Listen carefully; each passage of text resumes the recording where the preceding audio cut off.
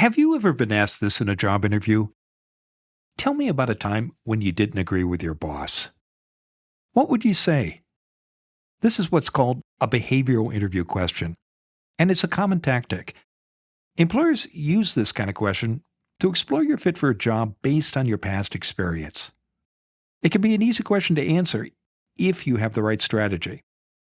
I show you how to answer these gotcha questions in our free Max List guide, 100 Behavioral Interview Questions You Need to Know. To get your copy, visit maxlist.org/questions. You'll also learn 4 simple steps for answering any behavioral interview question. Again, that's maxlist.org/questions. You can count on getting these questions in your next interview. Why not get the answers before you walk into the interview room? Go to maxlist.org/questions.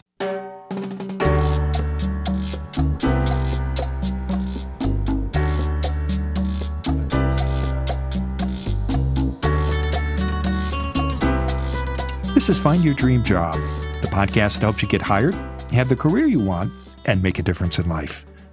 I'm your host, Mac Pritchard. I'm also the founder of Max List. It's a job board in the Pacific Northwest that helps you find a fulfilling career. One of the best ways to get good at job hunting is to talk to people who do it well. That's why once a month, I interview a Max List reader who found a job they love. Our guest today is Tracey Lamb. She's the Equity Program Manager at Metro. It's the regional government for the metropolitan area in Portland, Oregon. Tracey Lamb believes that a career is a journey, complete with speed bumps and detours. In a story you can find on the Max List website, Tracey says that each twist and turn in her career has taught her new lessons, both personally and professionally. Why do you love your job, Tracey? There are many things that I really enjoy about my job. At the risk of sounding a little cliche, I really enjoy the people. I've had a lot of conversations with folks throughout Metro as I was getting on board, and I learned that they chose to work for a government agency because they really want to serve the public, and I really appreciated that. And most of the people I talk to say they love the Portland area and want to do what's good for the region and for the people. And so I think because of that sense of responsibility and commitment to serving the public, I really feel like there's this great sense of collaboration. When I started, I had a lot of learning to do. And so whenever I reached out for help, people were so supportive and found time in their busy schedule to help me and send me resources. And it's really funny because I never thought of myself working for a government agency, but I'm really, really enjoying it. And I appreciate the challenge and the opportunity to see things from a different perspective. As you know, Mac, I worked in TV news for a long time, so I saw government from that perspective. And now that I'm in it, I am really enjoying it. And as a DEI practitioner in this public space, I feel like I can make a big impact on equity on a large scale. In your article for us, Tracey, you wrote about the challenge of bias in hiring. How did you make sure that Metro was a good fit for you? Yeah, I appreciate that question because throughout my job search, there were red flags that I often saw, particularly in the job description. And that, how did they word the job? Were there inclusive language? Was there a list of this big long list of minimum qualifications? Were they transparent about salary ranges? And so those were things I particularly looked for. And then some of the things that you don't really notice until you're in the process might be during the interview. What were their questions? And then oftentimes, as you know, the last question of a job interview is always like, what kind of questions do you have for us? And so I really made sure I had equity-related questions in those to ask them of what are their commitments, what are their specific actions and behaviors.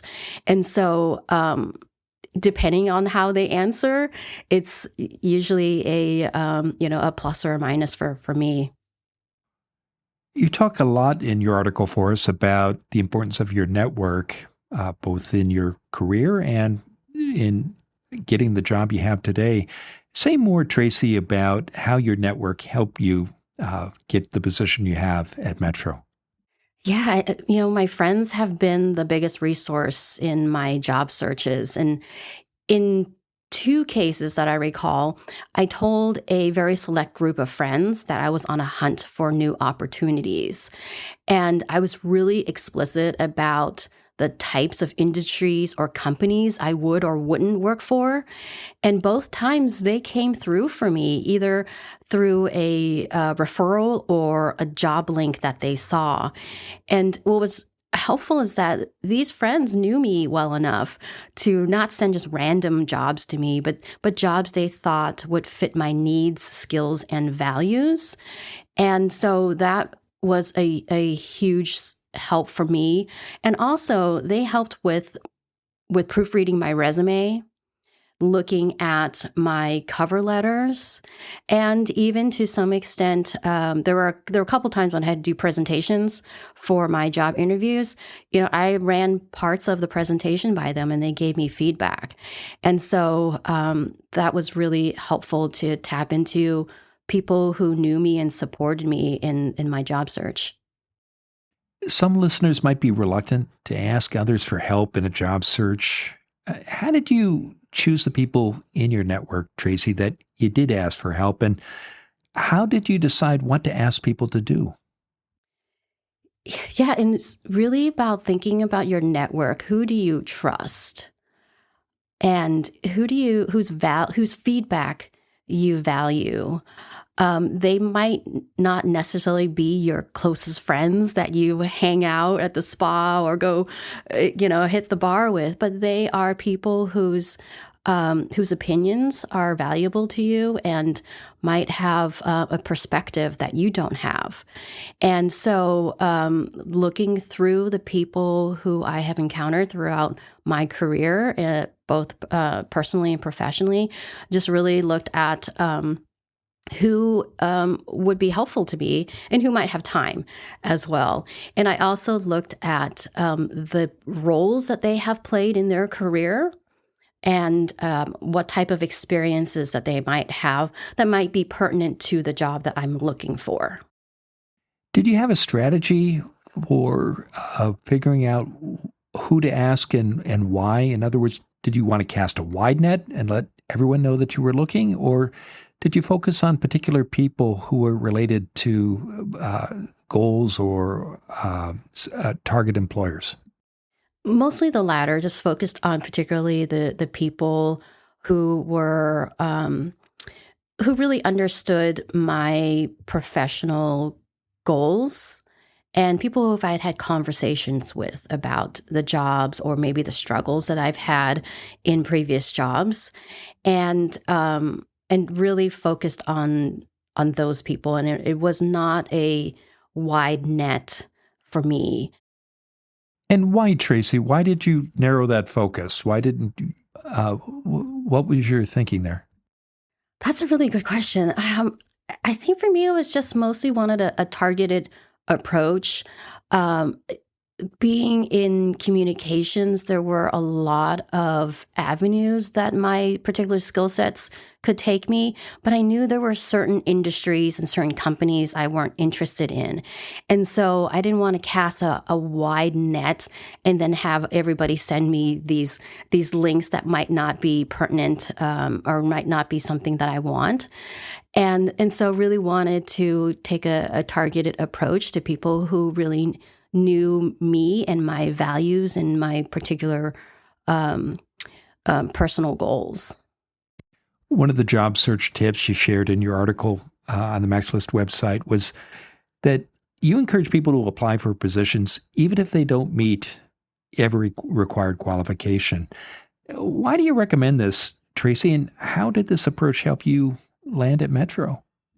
Yeah, there have been studies, and I don't remember the statistics at this point, but there have been studies that show that women, and particularly women of color, tend not to apply for jobs if they don't check all of those minimum qualification requirements. And that to me limits an individual. And I mentioned it a little bit in terms of the job description. If there's this like big old laundry list of minimum requirements, that for me is a red flag, because are you really looking for a qualified person, or are you looking for a unicorn at this point? So I think to that, and if you if you don't meet all of those qualifications, I recommend you still apply for it, because those might be skills that you can learn, or there might be something that some sort of experience that you have gained in the past that you can apply. And with a little bit of experience and guidance, you can gain those skills. So that's a really important tip for me, especially for women and women of color. What's your best advice about how to acknowledge in your application that you might not have all the required qualifications, or should you simply be silent? I think the coverage letter is really important. And hopefully the job that you are applying for has asked for a cover letter. And that is a really good place for you to explain how your experience is relevant. I don't necessarily think you need to point out the specific skills you don't have, but definitely let them know how you can apply the skills you have, and what makes you a good fit for that role. You've had a rich and varied career. Tracey, you mentioned that you worked in television. You were a television news producer. You were also a nonprofit leader. And now you're working in regional government. What advice do you have for listeners who want to change careers, particularly to move from one sector to another? Yeah, I give this advice to people I mentor. I think first, figure out your personal and professional values. What do you stand for? And when you're applying for a job, make sure the organization and its leaders have proven themselves to also have those values. And sometimes it's not about the job itself, but more about the organizational culture, which can make a difference in whether you like the job or not. And so for me, getting into an organization where the culture fits my values is more important than a job title. What didn't work in your job search, Tracey? Honestly, I think LinkedIn's easy button was questionable for me. You can see the number of people who, quote unquote, applied. And usually that number is a really big one. And I don't remember receiving any responses from companies where I actually used that button. And to me, it just doesn't seem like an intentional way of applying for a job. So I felt like when I was reflecting on my job search, that was one of the things that didn't work for me. When you reflect back on the search that brought you to Metro, what do you think was the key to your success? Some of my successes have really been about my failures too. You know, by the time I got to interviewing with Metro, I've had a few interviews already.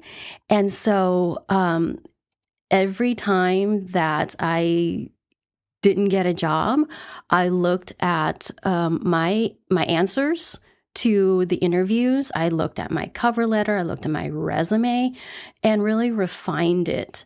And oftentimes in job interviews, they'll ask for scenarios, right? Like, tell us about a time when XYZ.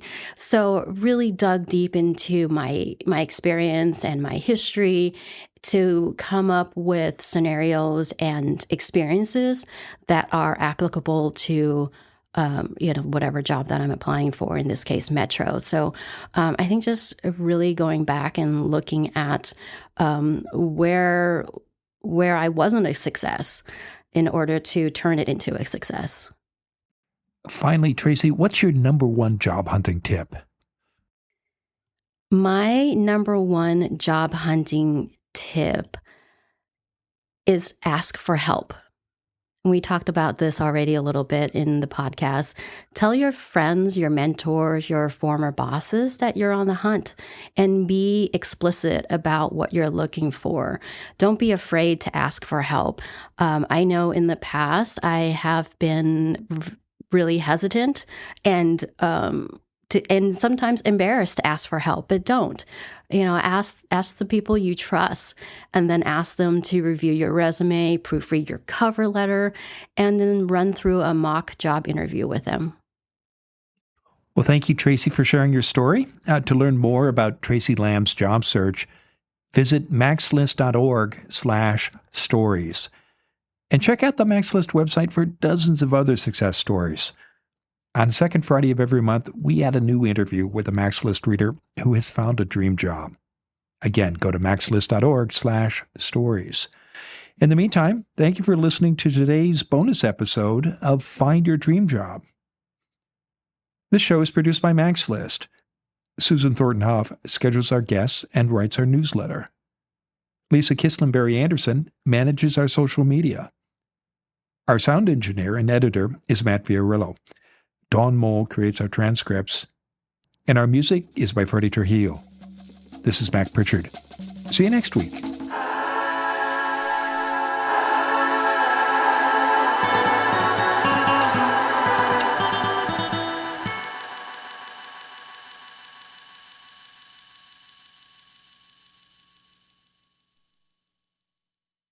Because I run a job board, I talk to applicants almost every day.